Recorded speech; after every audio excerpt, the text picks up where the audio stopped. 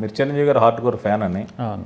చిరంజీవి గారిని కలవడానికి, ఫోటో దిగడానికి మాటిమాటిగా హైదరాబాద్ వచ్చి బ్లడ్ డొనేట్ చేసేవాళ్ళని, నిజమా? లేదండి, మాటిమాటికి రాలేదు. నేను ఫస్ట్ రోజు హైదరాబాద్లో అడుగు పెట్టిన రోజే నేను అనుకున్నది ఏంటంటే ఇది ఇది ఈ రోడ్లో చిరంజీవి గారి కారు వెళ్ళి ఉంటుంది, ఏదో ఒక రోజు చిరంజీవి గారు ఇక్కడ నడిచి ఉండొచ్చు, ఇలా ఫీల్ అయ్యి అక్కడ దగ్గర పంజగుట్లో బస్సు దిగాను. దిగిన తర్వాత నాకు దగ్గర అప్పటికే నేను ఒక 16 times బ్లడ్ డొనేట్ చేస్తున్నాను. ఓకేనండి. సో అక్కడ ఇప్పుడు పంజగుట్లో ఉండేది చిరంజీవి బ్లడ్ బ్యాంక్. అవును, మన హిందీ నగర్. అవును. సో అక్కడికి వెళ్ళి బ్లడ్ ఇవ్వగానే నా అదృష్టం కొద్దీ ఆ రోజే ఆయన ఫోటో సెషన్ ఇస్తున్నారు అన్నమాట ఫ్యాన్స్తో, బ్లడ్ ఇచ్చిన వాళ్ళందరికీ. సో ఇమీడియట్గా నాకు సాయంత్రం కల్లా ఆ బలంగా మనసులో కోరుకుంటే జరిగిపోద్ది అంటారు చూడండి. నాకు ఎందుకు ఈరోజు చిరంజీవిని కలుస్తానేమో, హైదరాబాద్ రాగానే చిరంజీవిని ఎలా కలుస్తారనేది కూడా తెలియదు నాకు. సాయంత్రం 5 గంటకల్లా అన్నపూర్ణ స్టూడియోలో 2 జరిగినాయి. ఒకటి ఫస్ట్ అన్నపూర్ణ స్టూడియోలో అడుగు పెట్టడం అనేది చాలామంది కలగా ఉండేది కదా. సో అది ఒకటి తీరింది, చిరంజీవి గారిని చూశానండి. సో మాటి హైదరాబాద్ రావడం అనేది మాత్రం జరగలేదు. అంటే మీరు బ్లడ్ డొనేట్ చేయడం అనేది చిరంజీవి గారిని కలవాలని ఉద్దేశంతో చేశారా, లేక చిరంజీవి గారు చేస్తున్న ప్రచారానికి ఒక ఫ్యాన్గా సపోర్ట్ చేయాలని చేశారా?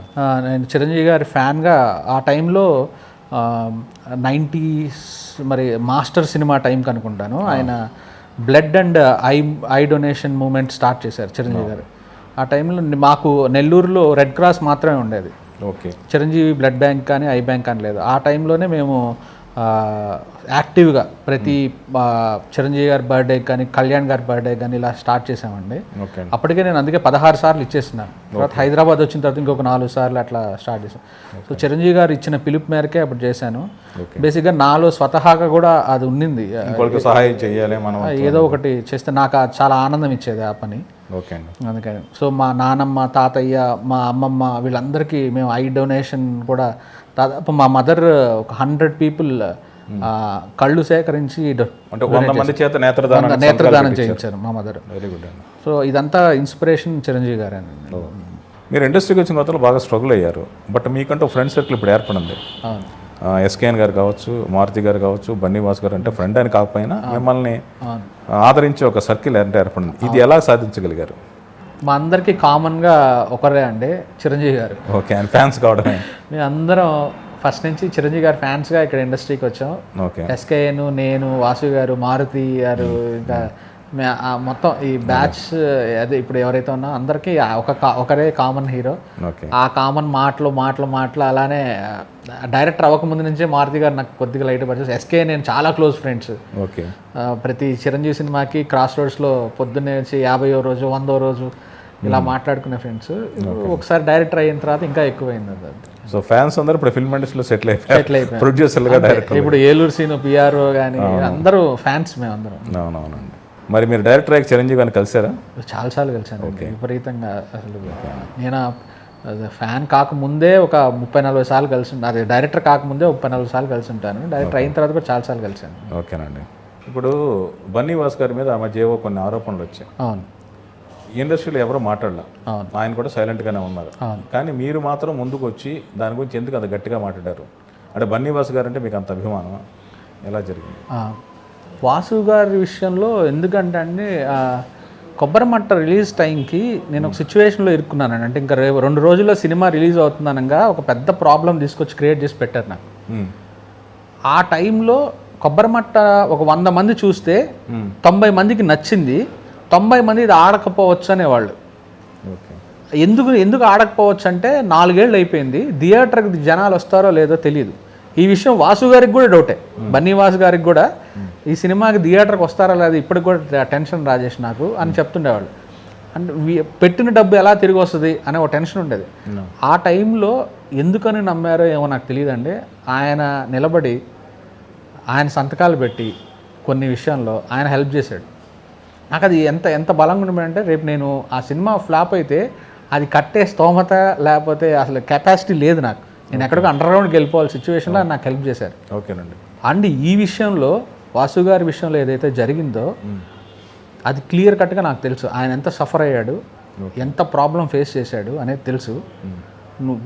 ఫూలిష్గా ఏదో ఒక న్యూస్ ఐటమ్ దొరికింది కదా అని చెప్పి దబ్బ ఇంటర్వ్యూస్ తీసుకొని విపరీతంగా, లేకపోతే ఆ పర్టికులర్ పర్సన్ ఎవరైతే ఉన్నారో ఆ లైవ్లు తీసుకొని పెట్టడం, ఇవన్నీ నాకు చాలా బాధ అనిపించింది. సో ఇండస్ట్రీలో ఎవరు స్పందించలేదు అనేది అది నాకు కూడా చాలా బాధ అనిపించింది. కానీ అట్లీస్ట్ మనం కూడా ఈ టైంలో మాట్లాడకపోతే ఇంకా ఆయన హెల్ప్ చేసిన దాంట్లో ఇంక మనకి ఏముంది క్యారెక్టర్ అనేది. అంతే. మొన్న ఈ మధ్య మీ అమ్మాయికి ఒంట్లో బాగోలేదు, నేను ఫేస్బుక్లో మీ పోస్ట్ చూసి తెలుసుకున్నాను. అవునవును. సో ఆ ప్రాసెస్లో అల్లు అరవింద్ గారు మిమ్మల్ని ఎలా సపోర్ట్ చేశారో మీరే చాలా ఎమోషనల్గా పోస్ట్ పెట్టారు. అవునండి. అవును. అది ఏంటి, ఆయన ఎలా సపోర్ట్ చేశారు, ఎందుకు గీతా ఆర్ట్స్ కాంపౌండ్కి మీరంటే అంత ప్రత్యేక అభిమానం? అరవింద్ గారు కావచ్చు, బన్నీవాసు గారు కావచ్చు. అరవింద్ గారికి గీతా ఆర్ట్స్కి నా మీద ప్రత్యేక అభిమానం ఉందో లేదో నాకు తెలియదండి.